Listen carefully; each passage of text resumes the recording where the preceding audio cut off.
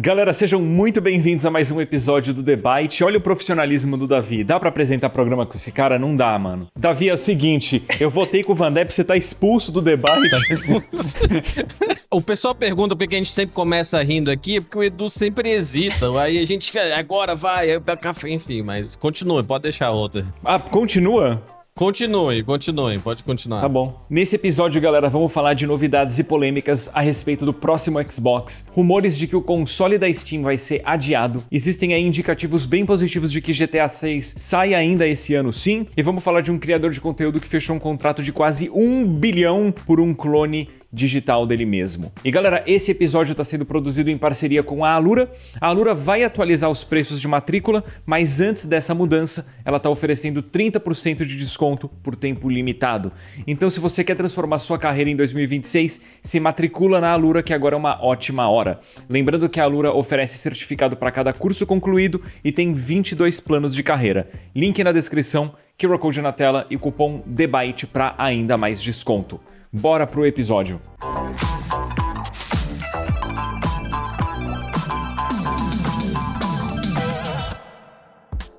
É isso aí, pessoal, sejam bem-vindos a mais um episódio do The Byte. E assim, vamos começar falando de Xbox, porque apesar das vendas atuais de hardware da marca estarem bem ruins, parece que a Microsoft quer apostar aí no mercado de consoles e está preparando para lançar a próxima geração de Xbox já ano que vem. Quem meio que afirmou isso não foi ninguém da Microsoft, na verdade foi a CEO da AMD, que disse recentemente que a marca está se alinhando para dar suporte ao lançamento de um novo Xbox ano que vem já, em 2027. E aí, juntando essa informação a outros rumores recentes também, né? Esse Xbox seria aquele PC gamer meio híbrido que rodaria o Windows 11 com uma interface adaptada para consoles, parecido com o que a gente está vendo hoje no Xbox Rogue Ally X. E com suporte a diferentes marketplaces, o que inclusive chamou a atenção recentemente do Tim Sweeney, né, que é o CEO da Epic, que comentou nas redes sociais que ele vai fazer de tudo para tentar levar a Epic Games Store para esse novo Xbox, caso a Microsoft realmente permita, né, que outras lojas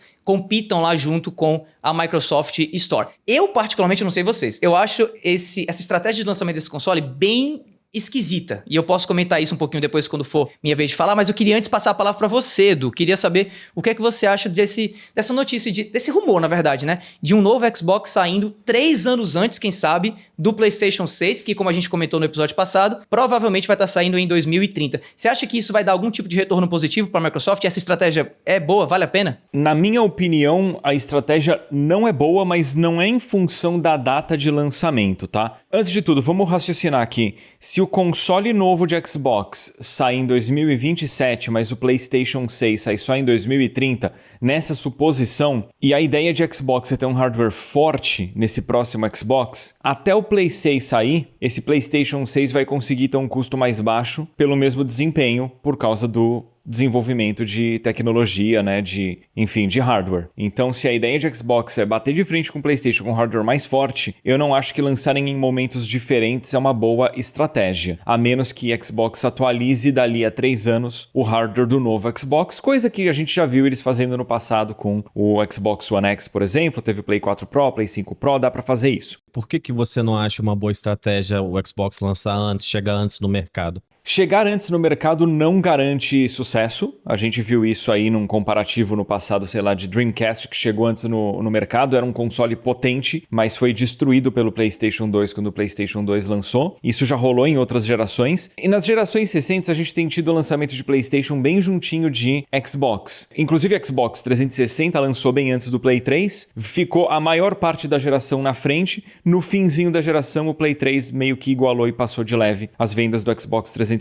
Mas a minha questão é que, assim, se a Microsoft quer se pautar num hardware potente, esse Xbox lançando 3 anos antes do Play 6, no lançamento vai ser potente, mas no meio da geração já não vai ser mais, porque o PlayStation 6 vai ter tido 3 anos extras de desenvolvimento. Mas o que não me agrada nessa estratégia de Xbox, se for real mesmo isso, é o lance de ser um console que roda Windows. Isso pra mim é terrível, horrorosa ideia, porque o que eu gosto de usar o Xbox One, Xbox Series, é que a interface de usuário dele é bacana e ele é dedicado para rodar games. Eu gosto do lance do Quick Resume, porque, cara, O meu Xbox às vezes fica um tempão desligado, principalmente na mudança, eu ligo, o jogo tá lá em stand-by, tá ligado? E principalmente no Xbox Series, eu acho que a interface de usuário, a resposta é bem rápida, ela é boa de usar. Eu prefiro até do que acho que a interface de PlayStation. Principalmente, por exemplo, eu faço muito ajuste de áudio. A interface do Xbox, quando você vai ajustar áudio para som surround, ele mostra como que tá saindo som em cada caixinha. Ele tem aquela interface que ele mostra compatibilidade com displays e resoluções, que eu acho muito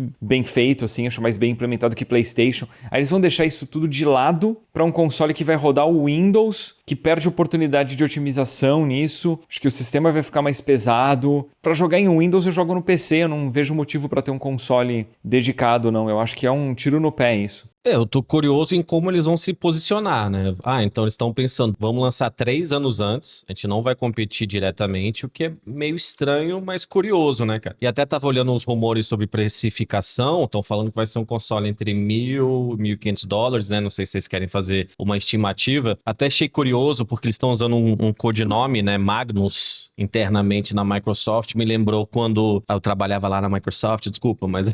quando eles estavam tentando negociar com o Ninja, né? O streamer Ninja, que na época estava no seu auge, e aí eu entrava em reuniões e eu não me lembro direito o que era, né? Mas sei lá, cinzeiro ou alguma coisa assim. E eu falei, o que é esse tal de cinzeiro aí? Não era... Aí depois eu fui conseguir a fofoca com alguém, não posso falar quem, mas eles realmente parecem que estão, né, todo vapor para lançar já ano que vem, né? Então, eu acho que essa questão de ser um console meio híbrido, né, que você falou, pode ser um posicionamento interessante para pessoas que nem a gente já conversou, que, não tem um PC potente, mas vai ter o equivalente, pelo que eu vi, uma RTX 5080, né? Também são os rumores, então vai ser algo muito potente. Eu não consigo imaginar que eles realmente vão lançar algo meia boca no mercado, então eu fico meio esperançoso, né? Eu vi também que o CEO da Epic Game Store, na verdade, falou que vão ter a Epic, né? Vão ter a loja da Epic no dia 1 do próximo console, então eles estão fazendo umas movimentações aí. E assim, o Xbox vende seus jogos em todos os lugares, né? Então, por que comprar console? Eu acho que essa vai ser a pergunta, mas você não comentou ainda direito, Davi, se você quiser, mete bala. Eu acho que essa pergunta que você fez agora é a pergunta que, pra mim, todo executivo de Xbox devia estar fazendo frente a essa possibilidade de lançamento de console ano que vem. Tipo assim, beleza, a gente vai lançar o console ano que vem, mas assim, como que vai estar a marca Xbox no ano que vem, com relação a tudo que tá acontecendo agora? É assim, a Microsoft, ela consegue pegar uma percepção positiva de uma Direct, como a Direct que teve agora,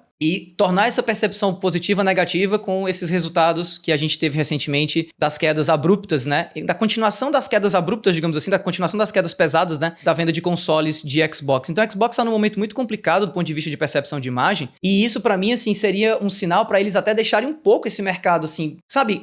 Acalmar um pouquinho. A gente tá passando também por toda uma discussão sobre preço de componente, né? Memória RAM, SSD, a própria questão das GPUs por aí, que estão com preços muito voláteis, flutuando demais. Então, imagina se eles começam um movimento de começar a anunciar, como eles fizeram no The Game Awards com relação ao Xbox Series S, né? Que foi anunciado bem antes de começar a ser vendido. Imagina se eles começam a fazer um hype sobre o console, prometendo mais ou menos uma janela de preço aí na casa dos $1.000, ou até um pouquinho menos, assim, né? Vamos pensar que eles podem, sei lá, subsidiar um pouquinho aí o valor disso daí. Então, esse console vai estar saindo a $700, $800. De uma hora para outra, acontece algum movimento no mercado, o preço de algum componente vai lá para cima, e aí, assim como tá acontecendo com a Valve, que a gente vai comentar já, né? Com as Steam Machines, o preço desse console lança a $1.200, $1.300, $1.400. Então, assim, eu não sei se esse é o momento certo para você lançar nenhum tipo de hardware. Inclusive, tem muitos analistas que estão comentando exatamente isso, assim. Eu acho que esse é o momento de ver qual é o andamento do mercado com relação a chips, a componentes e tal, para depois você traçar a sua estratégia. Por isso que eu acho, e aí não querendo fazer um comparativo do tipo, um é melhor que o outro, né? Aquela coisa meio de clubismo, a ideia não é bem essa. Mas nesse comparativo de estratégias, o que PlayStation pode estar fazendo, né? Porque a gente ainda não sabe, tudo isso é rumor. Adiando o PS6 para 2030, é para mim uma atitude que também caberia para mim, para a Microsoft, sabe? Eu acho que valeria total a pena aproveitar que esse momento tá bem assim, como eu disse, né? Bem incerto, bem volátil. Deixa para anunciar console lá na frente, deixa o pessoal se acostumar com essa nova pegada da marca Xbox, de ser meio que uma publisher, ao mesmo tempo que uma marca que ainda investe em hardware, meio como a Sega ali no finzinho, né, da geração do Dreamcast, de colocar os seus exclusivos em outros consoles e tal, pra daí você vir com um produto, você vir com alguma plataforma que não necessariamente vai competir com o PlayStation, mas seja algo que vai competir, por exemplo, exemplo, com a Steam Machine. Eu acho que, do jeito que a Xbox está montando agora a sua estratégia de próximo console, eu acho que a gente vai estar vendo uma concorrência muito maior com alternativas de PC do que necessariamente o que a gente vê no mercado de consoles. Nintendo, PlayStation e Xbox como tá hoje. Porque como tá na própria notícia, né? Esse não é um console,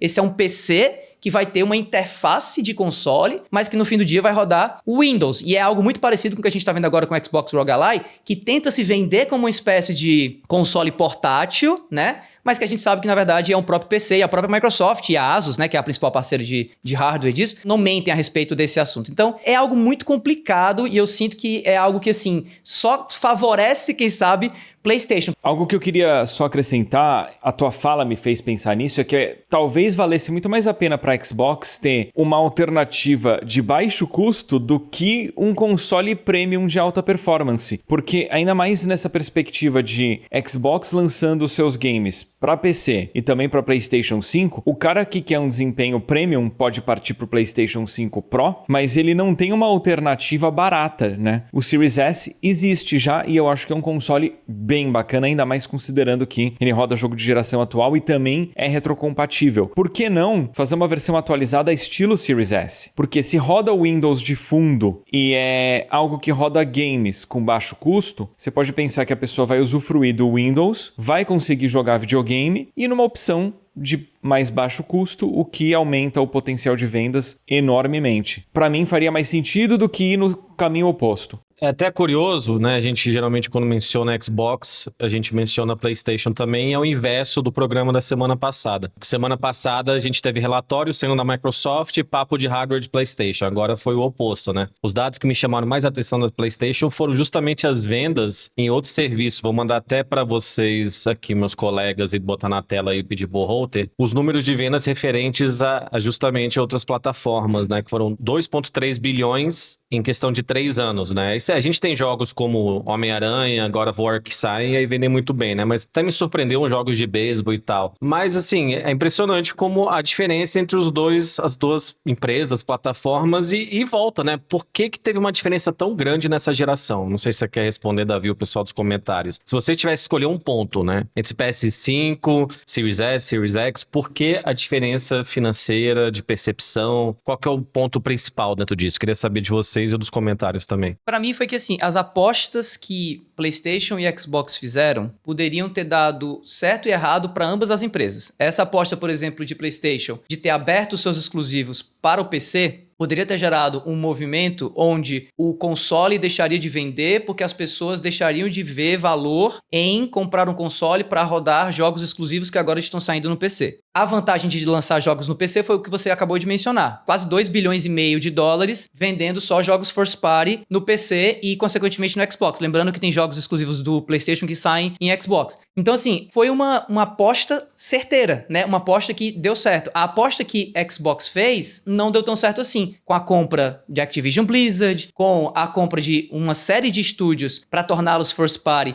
que não renderam jogos premiados, né? A Xbox tem uma série de estúdios agora debaixo do guarda-chuva deles como estúdios first party e a gente ainda não tem um jogo vencendo o The Game Awards sendo exclusivo de Xbox, né? Então, assim, os indicativos estão mostrando que a estratégia que a Xbox apostou, e quando eu digo Xbox, eu estou falando Phil Spencer, Sarah Bond, Matt Booty, porque a gente tem que dar rosto para os executivos que tomaram essas decisões. Não rendeu bons frutos. Então, o que a Xbox está tentando fazer agora é claramente mudar a sua estratégia para assumir uma postura mais de publisher, que, honestamente falando, pode ser a estratégia correta. E aí, curiosamente falando sobre isso, antes de passar a palavra para o Edu, é que ao mesmo tempo que a Xbox está abrindo cada vez mais os seus jogos para outras plataformas, o que PlayStation está fazendo, e é muito interessante observar essa movimentação, é talvez retraindo um pouco essa estratégia. Apesar do grande sucesso que teve com a venda de jogos first party no PC e em outras plataformas, o que está se analisando agora, né, nos bastidores, é que PlayStation está voltando a falar sobre,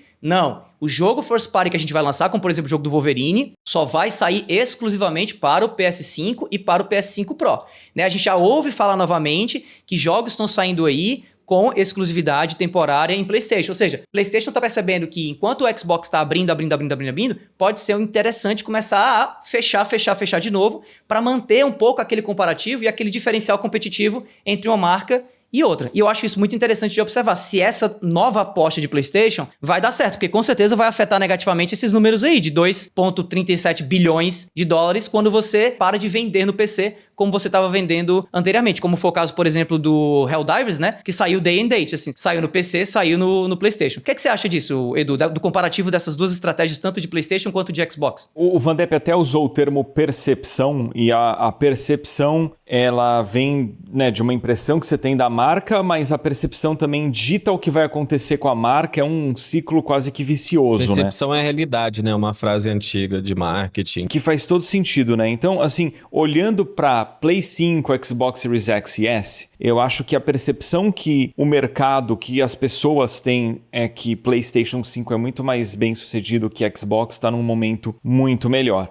E o Play 5 vendeu cerca de 100 milhões de unidades, né? Tá chegando nas 100 milhões de unidades vendidas. E eu acho que as vendas iniciais de PlayStation 5 vêm muito da percepção que a geração anterior passou para o público. O PlayStation 4, para mim e para muita gente, foi muito mais forte em lançamentos do que o Xbox One. Eu até acho que o lançamento do Xbox One, apesar de turbulento por causa daquele anúncio inicial do Xbox One sendo um aparelho multimídia, aquilo foi prejudicial, mas a line-up de jogos do Xbox One de início, pra mim, era forte e me agradou bastante. Você gostou do Rise? Eu gostei do Rise, eu gostei do Dead Rising 3. É que eu não vi ninguém que gostou do Rise, eu posso estar errado. Eu gostei. Eu quero rejogar, inclusive, ele, por curiosidade. Eu achei que ia ser interessante. Eu achei que foi o primeiro jogo que eu tive no Xbox One. Eu me lembro, é legalzinho, mas talvez não seja o jogo que eles imaginavam que ia ser, né?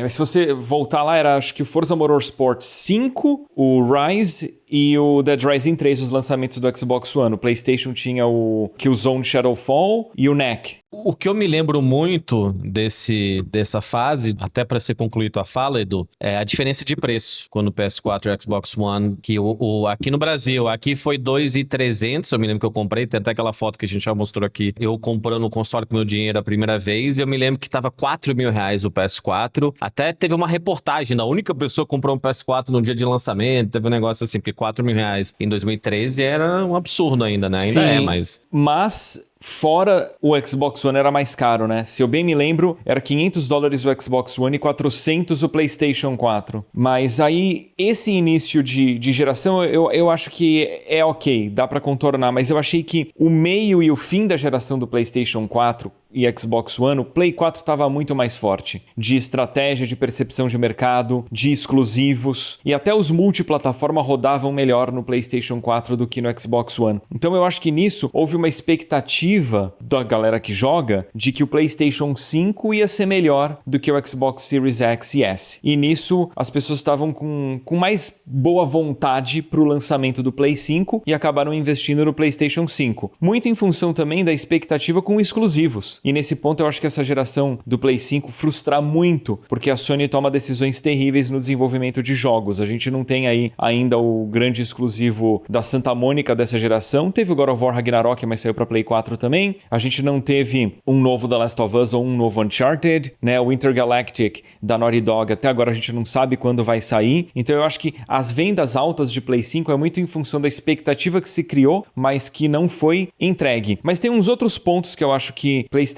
tá melhor do que Xbox, que é, por exemplo, distribuição física em lojas. Pelo menos aqui na América do Norte, e eu imagino que na Europa seja parecido, no Brasil eu acho que é até mais drástica a diferença. Cara, aqui você entra num Walmart, por exemplo, você entra numa Target, você entra numa GameStop, numa EB Games, que são lojas que vendem eletrônicos, games e tal, a seção de PlayStation 5 é muito maior que a seção de Xbox. Às vezes a seção de Xbox tá escondidinha e a de PlayStation tem, sei lá, um paredão. Isso gera mais vendas para PlayStation, obviamente, que tem mais espaço na loja, mas também gera a percepção para quem tá na loja de que PlayStation tem melhores ofertas. E isso, inclusive, no Brasil também é verdade, viu? Tá, inclusive, saindo algumas matérias recentes aí, mostrando que as pessoas aqui no Brasil estão cada vez, assim, achando menos Xbox para vender por aí. Há, inclusive, rumores de que nem a própria Xbox Brasil sabe direitinho se estão vendendo mais ou menos Xbox por aqui, enquanto PlayStation você ainda consegue achar com uma certa facilidade, inclusive também o Nintendo Switch. Sim, e muita gente que consome só digital pensa que isso que eu tô falando é bobagem, mas tem muita gente que ainda só compra físico ou muita gente com poder de tomada de decisão que vê as coisas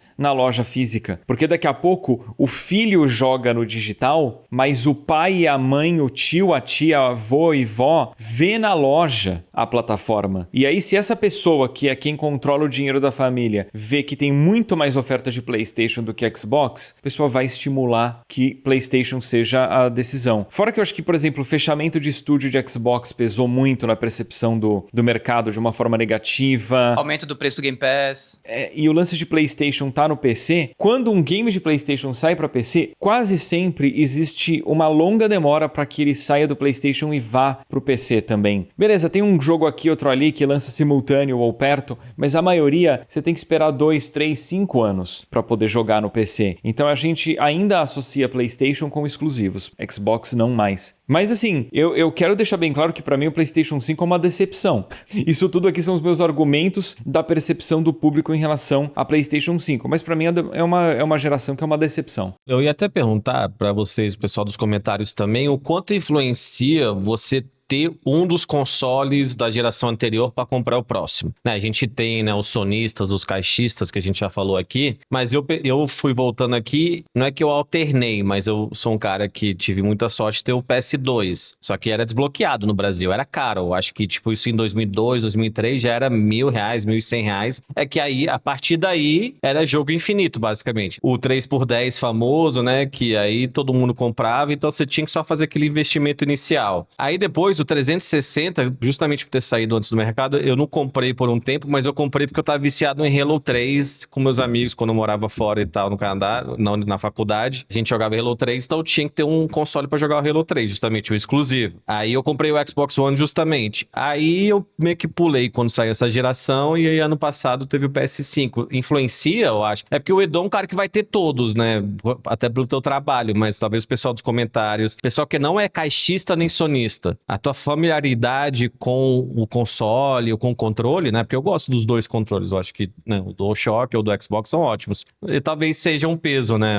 O controle ou algo assim, mas o que vocês acham? Eu acho principalmente que, assim, mais do que a questão do console e mais do que a questão do controle, é aonde a tua biblioteca tá, né? Especialmente, isso foi algo, até uma fala do Phil Spencer, né? Que, pra ele, a geração que a Xbox não deveria ter perdido é exatamente a geração onde as bibliotecas online dos jogadores começaram a ser formadas. E foi exatamente a geração que a Xbox perdeu naquela época, né? E aí, com isso, acaba servindo, digamos assim, como uma espécie de âncora pra te prender naquela plataforma, você ter os jogos ali dentro do teu Xbox ou mesmo dentro do teu PlayStation. Por isso que foi algo tão, assim, inteligente, saindo agora um pouco de PlayStation e Xbox, o que a Nintendo fez, transitando do Nintendo Switch 1 pro Nintendo Switch 2, você podendo levar a sua biblioteca, porque em tempos anteriores, de Wii U e tal, você tinha que comprar tudo de novo. Mais ou menos. O pessoal vai te refutar. Tá, beleza. Em parte, mais ou menos, mas pelo menos não era tão fácil quanto você simplesmente pegar o seu jogo ali que você comprou num Xbox 360 e jogar no Xbox One e por aí vai. Retomando ali a pergunta do Van Depp sobre a biblioteca de games, onde que você comprou seus jogos, se você teve a geração anterior ou não, eu acho que pesa. Porque se você tomou a decisão de comprar um Play 3, e aí vem o Play 4, você teve um bom tempo com o Play 3, você curtiu a plataforma, não acho que você vai de cara começar a ver o que a concorrência está oferecendo. Você vai ver se o Play 4 vai te agradar, se você acha que vai te agradar, você parte para ele e acabou. Ao mesmo tempo, eu sinto que existe oportunidade sim de a concorrência te conquistar porque melhorou coisas que a plataforma que você já consumia piorou ou deixou de ter. Mas retrocompatibilidade, como o Davi falou, pra mim é muito importante. Bom ponto, sim, é um bom ponto. É muito importante, porque você mantém a biblioteca de games que você já tem e às vezes você pode jogar os games de maneira melhorada também. Fora que o mercado de usados tem um peso grande também, é o lance de mídia física, que aí às vezes estimula você a pegar a concorrência. Porque você nunca jogou os games da geração anterior da concorrência e você pode comprar tudo usado mais barato. Eu acho que tem influência, mas eu não acho que é impossível você dar a volta por cima. Eu falei que eu tive o Xbox One, mas no final da geração eu comprei o PS4 Pro do Homem-Aranha justamente para jogar o Homem-Aranha ou o God of War. Então acho que esse ponto também de você poder jogar o jogo da concorrência fazer você comprar outro console e não tem mais. Mas a gente teve outra notícia, né, Davi, sobre a Steam Machine. Você quer comentar um pouquinho? Parece que vai lançar esse ano ainda, no primeiro semestre, mas era uma segurada em relação a preço, foi isso? Não só a Steam Machine, mas também uma notícia recente aí da própria Nvidia, né? A gente tá vendo um grande problema no mercado de hardware voltado para PC, voltado para games e tal, com o preço dos componentes, né? A gente até comentou recentemente que os RAMs aumentaram de preço absurdamente, GPUs também vão ficar mais caras, SSDs também vão ficar mais caras. A própria ação da SanDisk, né, que é uma empresa que foca muito em componentes de armazenamento, como é o caso de SSDs e tal, a ação dos caras explodiu, porque parece que vai ser, assim, o próximo aumento de preço brusco de componentes para PC, por conta de uma série de fatores aí relacionados ao custeio desses materiais, metais raros, né, e coisas desse tipo. A questão é que isso tem impactado o mercado dos games. Uma das empresas que se sentiu bastante afetada com isso, especialmente por conta da estratégia de lançamento recente que eles vão ter agora, é a Valve com o Steam Machine. A Valve anunciou recentemente aí uma série de aparelhos, né, o Steam Machine, o óculos de realidade virtual, o próprio controle. Muita gente estava aguardando para esse começo de ano já o Steam Machine, que seria o console da Valve, entre aspas, que na verdade é mais um PC do que um console, mas ele competiria ali, né, na sala de casa com outros consoles e tudo mais. E na verdade o que aconteceu foi que saiu a notícia de que a Valve vai ter que adiar o lançamento do Steam Machine e já prevê um aumento significativo de preço, né, saindo aí de um patamar de $550 mais ou menos, da versão mais barata, para possivelmente a gente tá indo aí para um patamar de $1.000, né, mais do que o dobro muitas vezes aí em alguns comparativos de preço, já que esses valores não são valores oficiais. E aí eu queria saber o que é que vocês acham. Eu ainda acredito muito que a Steam Machine pode ser uma grande queridinha, assim como o Steam Deck foi, mas assim, $1.000 num aparelho, não tem como você imaginar que esse aparelho vai ter muita vazão e que muita gente vai comprar, né? Vai virar basicamente um item de nicho. Mas eu acredito muito no potencial da Valve em relação a hardware, porque eles acertaram muito, muito mesmo com o Steam Deck. Então eu ainda tô esperançoso, fico a fim de ter um Steam Machine, mas $1.000 por um aparelho que basicamente é um PC na sala é meio complicado. Você tinha feito a comparação em relação ao console que vai ser do Xbox com a Steam Machine. Você acha que eles vão se posicionar como competidores, Edu? Você acha que esse vai ser o competidor ou não? Porque talvez saia na mesma faixa de preço com uma proposta parecida. E aí tem a questão da biblioteca, né? Que eu acho que é o maior atrativo desse console da Steam, da Valve. É isso, o que você acha? Pra mim não é só a biblioteca, não. Eu acho que o console da Valve, a Steam Machine, vai rodar com muito mais leveza os games. Eu acho que o sistema, o SteamOS, é muito melhor que o Windows para rodar games, mesmo que esse Windows esteja camuflado numa interface para games. Então, para mim é aí que a Steam vence. Sim, a biblioteca de jogos é legal, mas tem uma biblioteca muito boa de Xbox também. E o Xbox, estando com um sistema Windows, você vai rodar Steam de qualquer forma, se quiser, né? Mas eu acho que o sistema Steam é muito melhor. É mais leve, eu sei que vai dar menos problema, menos dor de cabeça. É aí que me vence. E aí, o lance da Steam Machine, eu acho que é zero surpresa deles terem que aumentar o preço, mas do jeito que as coisas estão, que sei lá, um SSD tá com um preço equivalente de um PlayStation 5 Pro, será que faz sentido eles lançarem agora esse console? Não faz mais sentido dar uma segurada, lançarem um pouquinho mais potente mais pra frente, mas esperando o momento em que os componentes estejam mais baratos? Porque vai estar muito caro se eles lançarem agora. Eu concordo. Eu também acho que o ideal seria adiar. Eu até acho que, assim, não sei se vai ser muito útil pra Valve lançar um console a esse preço, até porque a gente hoje tá meio que reclamando da própria Microsoft com o Asus ROG Ally X, que tá saindo por $1.000 e que é basicamente um console, um PC, né, meio que travestido de console, numa proposta muito parecida. O Steam Machine, ele seria talvez até mais potente, né, aliás, talvez não, ele seria até mais potente mesmo, mas teria a parte ruim de não ser algo que você possa levar para qualquer lugar, né, e colocar num dock. Ele não seria híbrido, né, ele é um negócio que fica lá parado, que você conecta na sua TV e tal. Eu acho que a biblioteca da Steam é, de fato, o maior diferencial, mas é verdade também que em comparação com Microsoft e Xbox, na situação atual do Windows, você tem um sistema ali, Linux, né, que hoje em dia está extremamente bem otimizado em comparação com o que já foi antigamente o Linux para quem roda videogame, né? Você poder ter, de fato, uma portabilidade, muitos, se não quase todos os títulos que saem na Steam hoje em dia são compatíveis com o Steam Deck, pelo menos compatíveis do ponto de vista do sistema operacional, não necessariamente compatível do ponto de vista da performance, né? Eu acho que é uma oferta de valor muito, muito, muito, muito, muito interessante. E sim, Microsoft, pelo que eu percebo das mudanças estratégicas dela, ainda investindo em mercado de hardware, talvez bata mais assim de frente com esse mercado de PCs meio híbridos, meio consoles, seja consoles portáteis ou consoles de sala, né, como é o caso do Steam Machine, do que com a própria PlayStation. Mas, assim, não sei. Eu sei que eu quero ter um Steam Machine, porque eu tenho muito jogo na Steam e eu acho a proposta de valor da Steam fantástica. E aquela coisa, beleza, o console é muito caro? Mas você acaba economizando com as milhares de promoções que a Steam faz todo ano, né? Diferentemente de comprar, por exemplo, um jogo no Switch, um jogo no PlayStation, um jogo no Xbox, que você tá pagando preço cheio e aí é uma fortuna cada jogo que sai ali, né? Galera, bora para o Boletim Nuvem. Nosso cupom TheByte segue valendo lá na nuvem, 10% de desconto em vários games de PC. Alguns exemplos de games que vocês podem comprar por lá: Dragon's Dogma 2, Lego Harry Potter Collection, Nioh 2. Deem uma conferida na nuvem, vale a pena. Link na descrição, QR Code na tela. E bora então, Davi? Vamos falar de GTA 6. Boas notícias aí pra quem tá no hype por GTA 6. O que talvez me inclua, talvez não. Por quê? Porque o CEO da Take-Two e a própria empresa, né, deram recentemente pronunciamentos reafirmando a data de lançamento de GTA 6 para 19 de novembro desse ano. O próprio Strauss Zelnick, que é o CEO da Take-Two, afirmou numa entrevista aí que ele espera que as campanhas de divulgação do game, né, as campanhas de marketing, comecem mais ou menos perto do meio do ano. E se isso acontecer, ou geralmente, o que ele falou foi quando isso acontece, é sinal de que realmente o jogo vai ser lançado e não vai ter mais nenhum tipo de adiamento. Ou seja, não faz o menor sentido lançar a campanha de marketing do jogo, né? Pro jogo acabar sendo adiado. Quero saber o que é que vocês acham aí, até porque a gente tava meio que naquele rumor, será que vai adiar, será que não vai adiar? Tinha gente que inclusive tava meio triste já, né, Wander? Porque, poxa vida, mais um ano sem GTA 6, como é que fica?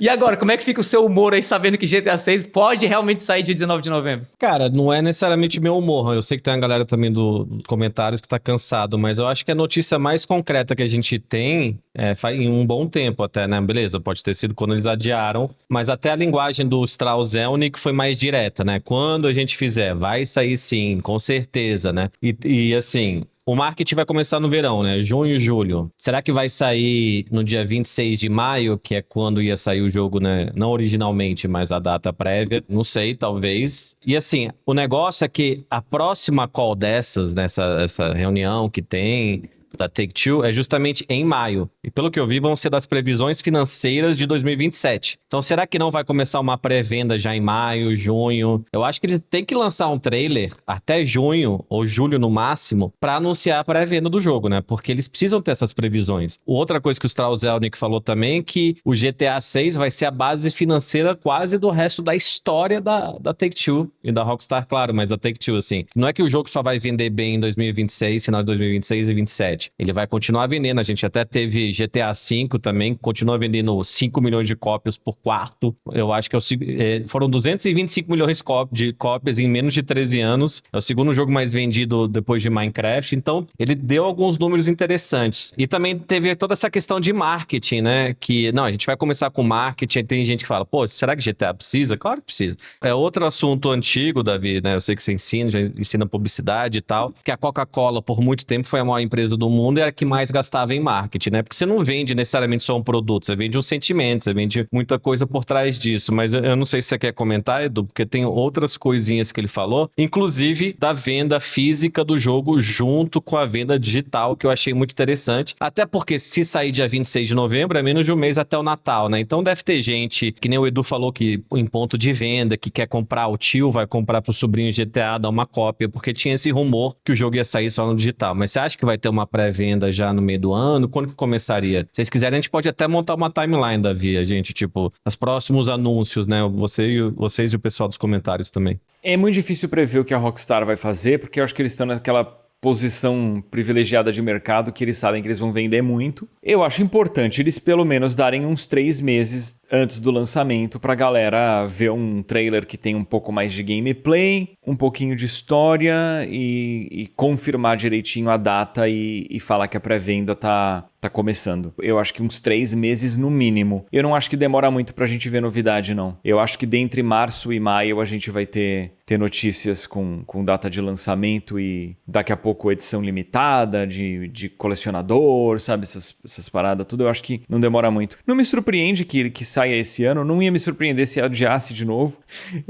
eu acho que eles tomam o tempo deles e acabou. Mas o que eu acho que me surpreenderia realmente, assim, pra mim foi o rumo mais sem pé nem cabeça da face da Terra, foi essa história de que GTA 6 ia sair só versão digital, sem mídia física, né? Porque, assim, eu não consigo imaginar a Take-Two deixando de, no Natal, você chegar na loja e não ter lá GTA 6, uma parede inteira de GTA 6 para as pessoas comprarem. Porque... Não, e a galera falando que era pra evitar vazamento da história, mas, cara... Coloca na balança, o que faz mais sentido? Algumas pessoas se desanimarem porque tomou spoiler ou você perder todas as vendas possíveis de mídia física? Não faz sentido, cara. Exatamente. Inclusive, a Take-Two, ela, depois dessa notícia aí do Strauss Zelnick, né, sobre o fato de que a campanha de marketing vai começar no meio do ano e tal, as ações da Take-Two que estavam muito em queda começaram a subir de novo. E é interessante também trazer o dado de que a própria empresa, ela projeta 40 milhões de cópias de GTA 6 e 3 bilhões de dólares de arrecadação só no primeiro ano, né? Assim, se isso acontecer, vai ser realmente assim, o maior evento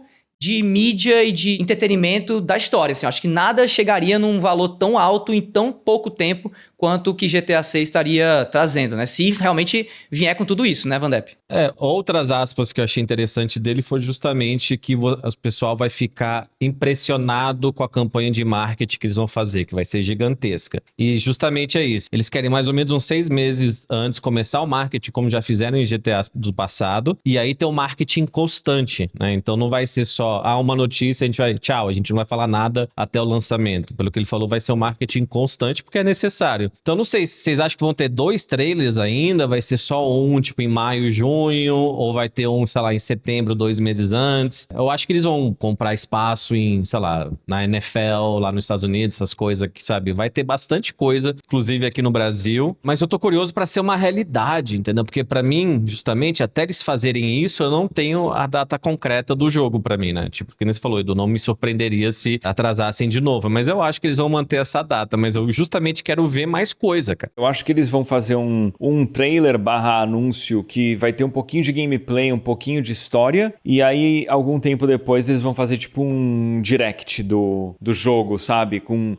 um negócio de 10, 12 minutos. Será que ele vai dropar no Summer Game Fest? Porque falou que vai ser no verão, mas eu acho que nenhuma empresa vai dropar um negócio desse tamanho, né? Lembrando que a gente não viu gameplay sem ser vazado, né, do jogo, assim. Os 2 trailers até agora foram só da história, não tem uma gameplay concreta lá. Mas não sei, cara, eu realmente, né, eu acho que tá na hora. Eu acho que eu posso falar por outras pessoas que a gente tá de saco cheio disso, né? De, tipo, beleza, cara, vamos, tá ligado? Bom, porque era pra tá saindo daqui a 3 meses, era pra até pouco tempo, era dia 26 de maio, né? Eu não sei se é uma boa ideia eles lançarem um trailer quando o jogo era pra sair, porque vai lembrar que atrasou, mas quem sabe vai ser nessa fase, né?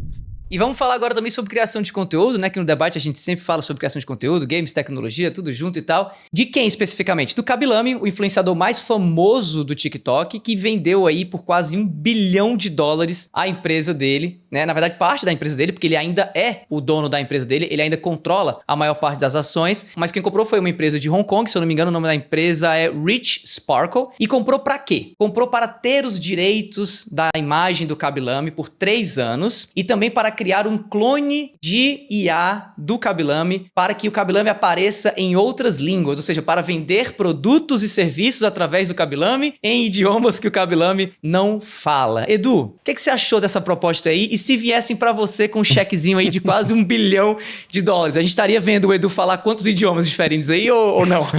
Todos os idiomas que a humanidade fala, já falou, falará. Todo mundo tem um preço, hein? Todo mundo tem um preço. Não, mas assim, por quase $1 bilhão, sendo que já roubam a minha imagem pra me usar sem o meu consentimento. Isso que eu ia falar. Tipo, o cara que quando ele rouba a imagem ainda faz na má intenção. Se alguém quer comprar, eu acho que o papo é outro. Se quer comprar num valor desse, eu já fechei. Onde que eu assino? Sobre essa história, é interessante um pouco de contexto sobre o Kabilami. Eu acho que a gente tá falando o nome dele certo, né? O Davi que pesquisou aqui, então se tá errado foi culpa do Davi.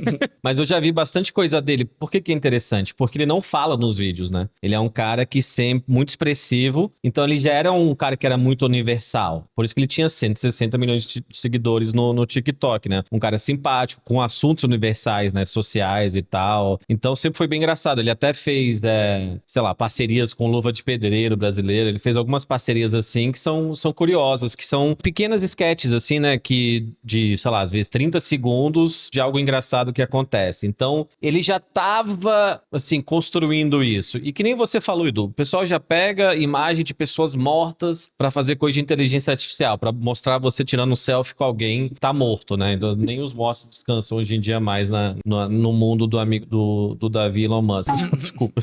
Não consegui. Mas assim, ele basicamente cedeu os direitos de uso de dados biométricos e comportamentais para alimentar modelos de inteligência artificial, sabe?